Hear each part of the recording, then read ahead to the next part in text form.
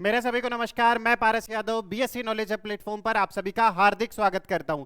तो कैसे हैं बच्चा सभी? आई थिंक सो सभी अच्छे ही होंगे। थंबनेल देख के आपने क्लियर हो गया होगा कि जो भी बच्चे नोट प्रमोटेड आए हैं वो अब क्या करें। बहुत ही बड़ा प्रश्नवाचक चिन्ह है। उनकी पूरी साल दांव पे लग गई है, लेकिन बच्चा कोई बात नहीं, जो चीज हो गई है उसे स्वीकार कर लेना है और आगे की रणनीति अपनी तैयार करते हैं कि आगे हमने क्या करना है, ताकि और सारी आगे की जर्नी यानी कि और फाइनल ईयर की जर्नी को और थोड़ा आसान बनाया जा सके। तो आज की वीडियो के माध्यम से मैं आपने सारी वो जानकारी दूंगा कि जो जो बच्चों के डाउट्स आ रहे हैं कमेंट सेक्शन के थ्रू या फोन कॉल्स के थ्रू या मैसेजेस के थ्रू, जो भी आपके डाउट हम तक पहुंचे हैं वो सारी क्वेरीज आपके क्लियर करने के लिए ये वीडियो मैं आपके साथ लेकर आ रहा हूं।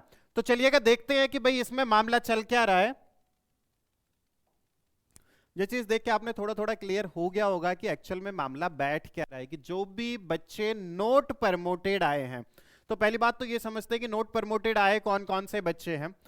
तो वो बच्चे नोट प्रमोटेड हुए जिनकी सेमेस्टर फर्स्ट और सेकंड यानी कि फर्स्ट ईयर, जिन भी बच्चों के फर्स्ट ईयर में बैक थी, या तो फर्स्ट सेम में थी या सेकंड सेम में थी, दोनों ईयर में से किसी भी सब्जेक्ट में अगर बैक थी फर्स्ट ईयर में, यानी कि फर्स्ट ईयर में फर्स्ट सेम और सेकंड सेम में, वो बच्चे क्या आए हैं? Note promoted. नोट प्रमोटेड आए हैं जिन भी बच्चों के सेमेस्टर फर्स्ट और सेकंड में से बैक रह गई थी, और जिन भी बच्चों के सेमेस्टर थर्ड और फोर्थ में बैक है यानी कि सेकंड ईयर, वो बच्चे आए हैं बैक प्रमोटेड।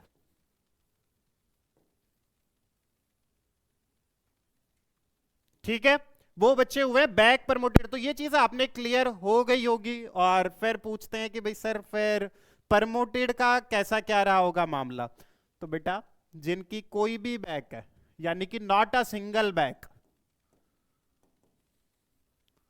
यानी कि जो सभी सब्जेक्ट में क्लियर है वो बच्चा आया है प्रमोटेड। चीजें समझ में आ रही है कि नोट प्रमोटेड कौन है, प्रमोटेड कौन है और बैक प्रमोटेड कौन है। आई थिंक सो ये सारी चीजें समझाने के बाद आपने क्लियर हो गया होगा कि किस तरीके से मामला रहा है। जिस भी बच्चे की किसी भी सेमेस्टर में बैक नहीं है वो बच्चा प्रमोटेड है। जिस भी बच्चे की फर्स्ट और सेकंड सेम में बैक है, थर्ड और फोर्थ मैटर नहीं करता उन बच्चों के लिए, फर्स्ट और सेकंड में जिसकी भी बैक है वो नोट प्रमोटेड हो गया। और जिन भी बच्चों की सेमेस्टर थर्ड और फोर्थ में बैक है वो बच्चा बैक प्रमोटेड हो गया है। यानी कि बैक तो है ऑल्दो उनको प्रमोट कर दिया गया है। यहां तक सारी चीजें आपने क्लियर हो गई होगी कि नॉट प्रमोटेड, बैक प्रमोटेड और प्रमोटेड का मामला क्या चल रहा है। उसके बाद अपन समझते हैं कि भाई जो बच्चे नोट प्रमोटेड आए हैं, समस्या उनके लिए खड़ी हो जाती है, क्योंकि बैक प्रमोटेड वाले बच्चों के लिए तो अभी भी एक चांस बचता है कि वो अगले सेमेस्टर के साथ अपना एग्जाम दे सके। चीजें क्लियर हो गई। अब यहां से एक चीज समझते हैं कि जिस भी बच्चे की सेमेस्टर फर्स्ट में बैक है या थर्ड में बैक है, चीजें शांति से समझना, एक एक चीजें क्लियर हो जाएगी, एक भी डाउट नहीं रहेगा आपका अगर आपने शांतिपूर्वक ये सारी चीजें समझ ली तो। जिस भी बच्चे की फर्स्ट और थर्ड सेम में बैक है उनका एग्जाम लगेगा फिफ्थ सेम के साथ। एग्जाम कब लगेगा? दिसंबर से फेब में, इनके बीच आपका एग्जाम लग जाता है फिफ्थ सेम का। कारण क्या है कि अभी तो फोर्थ सेम का रिजल्ट आया, उसके बाद रिवेल लगेंगे, तो रिवेल का रिजल्ट आने में थोड़ा टाइम लगेगा, उसके बाद फिफ्थ सेम के फॉर्म स्टार्ट होंगे। तो जब भी फिफ्थ सेम के फॉर्म स्टार्ट होंगे उन्हीं के साथ फर्स्ट और थर्ड सेम के भी फॉर्म चालू हो जाएंगे। ठीक है, तो उन्हीं के साथ आपने जिन भी बच्चों की फर्स्ट या थर्ड सेम में बैक है बेटा, वो फिफ्थ सेम के साथ साथ अपना क्लियर कर लेना। फिफ्थ में आप प्रमोट नहीं हुए हो, हालांकि वो बात अलग है, लेकिन फर्स्ट और थर्ड का आपने इसी के साथ अपना क्लियर कर लेना है। उसमें आसानी क्या रहेगी कि जब भी आप फाइनल ईयर में जाएंगे तो आपके सिंगल बैक नहीं होना चाहिए। देखो इस साल जो हो गया वो सारी चीजें ठीक है, लेकिन बेटा ऐसा मत कर लेना कि बीएससी 5 साल की हो जाए, 4 साल की तो ऑल्दो हो ही गई है। तो इस चीज पे अभी से ध्यान दे लेना कि आपने 4 सेमेस्टर पढ़ लिए। जो बच्चे फिफ्थ में प्रमोट होने वाले थे उन्होंने 4 सेमेस्टर पढ़ लिए, फर्स्ट सेकंड थर्ड और फोर्थ। उन बच्चों के किसी भी सेमेस्टर में अगर बैक है तो वो अपना इसी साल रह के क्लियर कर ले। मतलब जब आप फिफ्थ सेम में अगली बार प्रमोट हो तो सिंगल बैक नहीं होनी चाहिए। मैं बार बार एक ही चीज कहूंगा, अभी भी आपके पास प्रॉपर टाइम है बेटा कि किसी भी सब्जेक्ट में बैक नहीं होनी चाहिए, ताकि फिफ्थ और सिक्स्थ सेम आप एक बार में क्लियर कर सके। अदरवाइज फिर से वही समस्या खड़ी हो जानी है। अगली बात क्या है कि भाई जिन बच्चों के सेमेस्टर सेकंड और फोर्थ में बैक रह जाती है, जिन भी बच्चों के सेमेस्टर सेकंड और फोर्थ में बैक रह जाती है, तो वो बच्चे जब सिक्स्थ सेम का पेपर होगा अगले साल सितंबर से अक्टूबर के बीच में, तब जाके क्लियर होगा। क्या समझ में आ रहा है? यानी कि अभी तो जो फोकस करना है फर्स्ट सेम वाले बच्चों ने करना है। जिनका सेकंड सेमेस्टर में बैक है वो फोर्थ के साथ दे लेगा, जिनका फोर्थ सेमेस्टर में बैक है वो सिक्स्थ के साथ दे लेगा। लेकिन अभी मुद्दे की बात क्या है कि जिन भी बच्चों के सेकंड सेमेस्टर में बैक थी उन्होंने फोर्थ में दे चुके होंगे। अगर क्लियर हो गया तो बहुत अच्छी बात है, अदरवाइज 6 महीने बाद एग्जाम लगता है, सिक्स्थ सेम के साथ हाथ क्लियर कर लेना।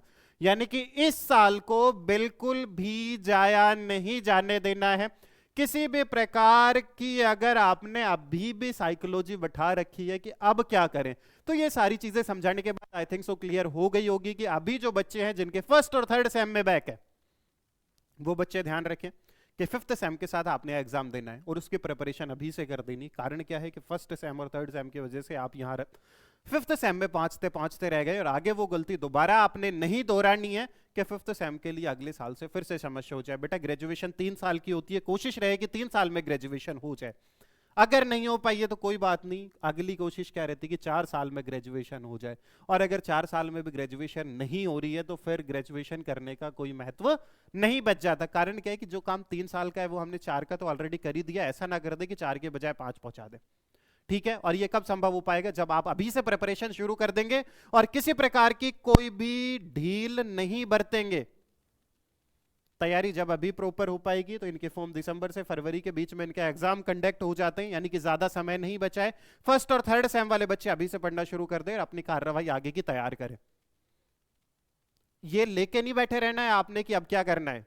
समझ में आ गया बात कि फर्स्ट और थर्ड वाले बच्चे अभी से तैयारी शुरू कर दे। जब सेकंड और फोर्थ का आएगा तो उसके लिए भी मैं स्पेशल वीडियो लेके आ जाऊंगा कि बच्चा आपके एग्जाम फॉर्म शुरू हो गए हैं, आप एक्टिव हो जाएगा। एक्टिव का तो ऑल दो मैं अभी से बोल रहा हूं कि बिल्कुल एक भी चीज नहीं छोड़नी है। जिसमें भी बैक लगी है आपने जब फिफ्थ सेम में जाए तो सिंगल बैक आपने नहीं लेके जानी है फिफ्थ सेम में। कारण क्या है कि फिफ्थ और सिक्स्थ पे फोकस करके आप एक साल में अपना बीएससी क्लियर कर सके। सारी चीजें समझ में आ गई होगी आई थिंक सो। अगर फिर भी कोई डाउट रह जाता है तो बिल्कुल कमेंट सेक्शन में बताइएगा और आपके सारे डाउट के सॉल्यूशन मैं करने की कोशिश करूंगा। और इसी के साथ बहुत बहुत धन्यवाद।